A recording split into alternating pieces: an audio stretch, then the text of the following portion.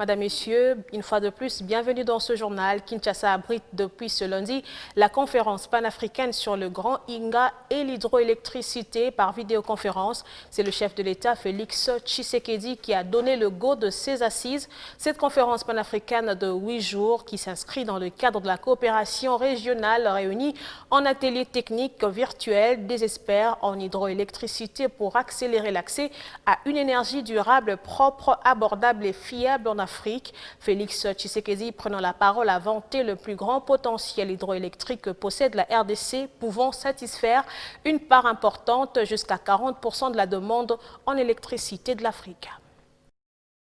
Ouverture ce lundi 22 juin 2020 par visioconférence de la conférence panafricaine sur le Grand Inga et l'hydroélectricité en République démocratique du Congo. Dans son mot d'ouverture, le chef de l'État a évoqué la pertinence de ce projet qui jettera les bases d'une gestion durable des nombreuses ressources du pays. À l'occasion de mon avènement à la présidence de la République l'année dernière, j'avais pris entre autres engagements prioritaires devant la nation de résoudre le problème d'accès à l'électricité qui est l'une des bases du développement de la République démocratique du Congo dans tous les secteurs.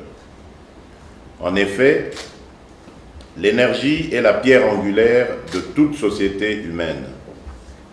Elle est le passeport de la transformation économique et l'un des piliers des services de l'éducation et de la santé.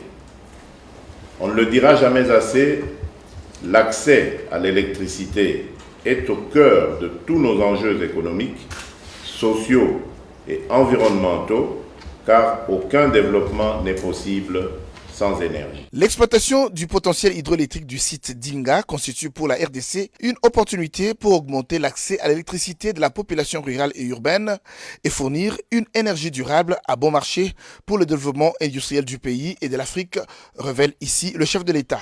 Avec ce potentiel, en sus de la couverture de ses propres besoins, la République démocratique du Congo peut satisfaire une part importante, jusqu'à 40%, de la demande en électricité de l'Afrique à un prix compétitif et de manière pérenne.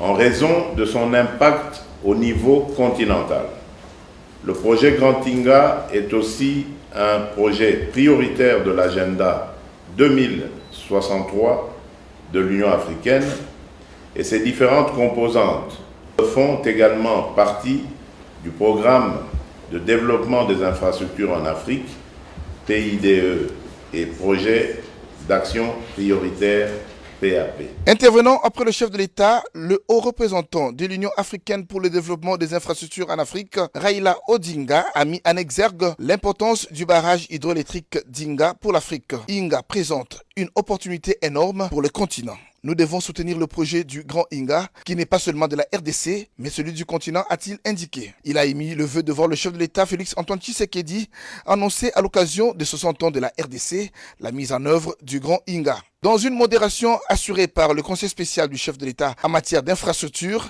Alexandre Kayembe, plusieurs intervenants ont tour à tour circonscrit les attentes de la conférence panafricaine sur le projet Grand Inga et l'hydroélectricité en RDC. Wang Yu de China Tree George International a remercié le chef de l'État de la confiance accordée à la coopération chinoise. Il a en outre planché sur les potentialités du consortium chinois qui s'attelle aujourd'hui à la phase de construction de l'usine hydroélectrique du Grand Inga. Cette conférence se déroule en deux parties, à savoir la conférence technique virtuelle des experts que vient de lancer le chef de l'État du 22 au 29 juin et la conférence des chefs d'État africains qui aura lieu en septembre en fonction de l'évolution de la pandémie de la Covid-19.